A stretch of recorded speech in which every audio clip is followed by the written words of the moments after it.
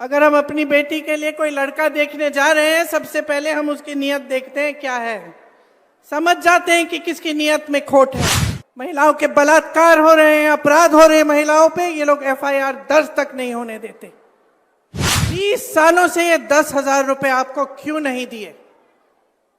अब चुनाव आ रहा है तो उन्हें कह दिया कि 10,000 रुपए आपको मिलेंगे, लेकिन ये नहीं कह रहे हैं कि हर महीने मिलेंगे। किया था लड़की हूं, लड़ सकती हूं। आपको महिलाओं को ये बताने के लिए कि आपकी एक बहुत बड़ी शक्ति है।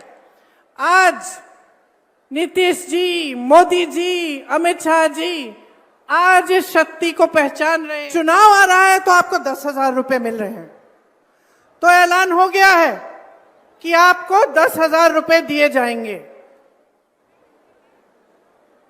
20 सालों से यहां कौन सरकार में रहा? 20 सालों से किसने नीतियां बनाई? 20 सालों से ये 10,000 रुपए आपको क्यों नहीं दिए? अब चुनाव आ रहा है तो उन्हें कह दिया कि 10,000 रुपए आपको मिलेंगे, लेकिन ये नहीं कह रहे हैं कि हर महीने मिलेंगे। ये नहीं कह रहे कि आपका मानदेय 10,000 रुपए हो जाएगा, कि उसको बढ़ाकर हम आपको 10,000 रुपए देंगे। ये सिर्फ ये कह रहे हैं कि अब बड़ी संख्या में हम महिलाओं को 10,000 रुपए दे देंगे। क्यों? ताकि आप अपना वोट उनको दें।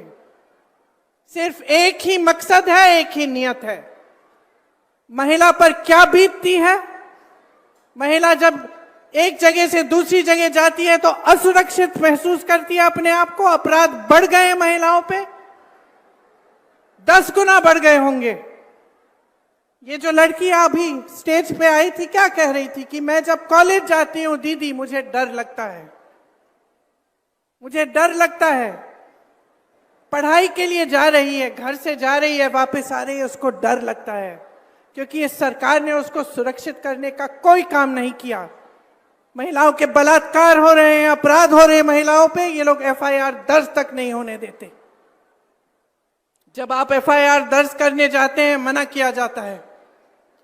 मैंने बार बार ये देखा है। मैं यूपी में काम करती थी, 5 साल काम किया। मेरे ख्याल से हर हफ्ते, हर 10 दिन ऐसा एक केस आता था जहां महिला पे अपराध हुआ है और उसके लिए कोई मदद नहीं है, कोई खड़ा नहीं हो रहा है उसको मदद करने के लिए। वो खुद खड़ी है। नौजवान महिलाएं थी, 20-25 साल की, अपने आप अपना केस लड़ती थी, एफआईआर दर्ज करने के लिए लड़ती थी, उनको भी जला डाला, मार डाला। तो इस समाज को बदलेगा कौन?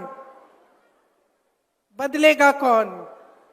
जब तक आप अपनी शक्ति को नहीं पहचानेंगी तब तक कुछ नहीं बदलेगा। और मैं तब से, जब से मैं यूपी में काम कर रही थी, जब से मैंने वहां कहा कि 40% महिलाएं कांग्रेस पार्टी से चुनाव लड़ेंगी, चाहे हारे चाहे कुछ ना हो, लेकिन लड़ेंगी जरूर। इसीलिए ये नारा हमने जारी किया था, लड़की हूं, लड़ सकती हूं। आपको, महिलाओं को ये बताने के लिए कि आपकी एक बहुत बड़ी शक्ति है।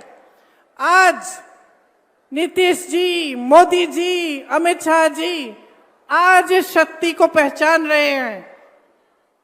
इस शक्ति को पहचान रहे हैं क्योंकि वो जानते हैं कि महिलाओं के समर्थन के बिना वो फिर से सत्ता में नहीं आ सकते। आज उनको अचानक दिख रहा है कि अगर महिला का वोट मिलेगा तभी हमारी सरकार बनेगी। इसीलिए सारी नई नई स्कीमें निकल रही हैं चुनाव से पहले पहले।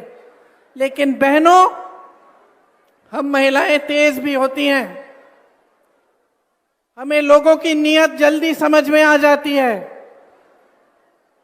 अगर हम अपनी बेटी के लिए कोई लड़का देखने जा रहे हैं, सबसे पहले हम उसकी नीयत देखते हैं क्या है।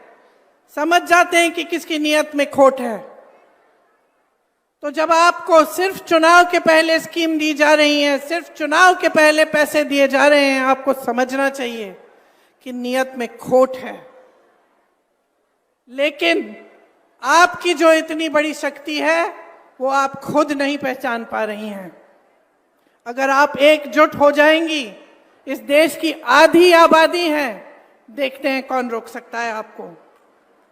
देखते हैं किसकी हिम्मत है, किसी भी पार्टी की हिम्मत हो कि आपको 3,000 रुपए का मानदेय दें महीने में।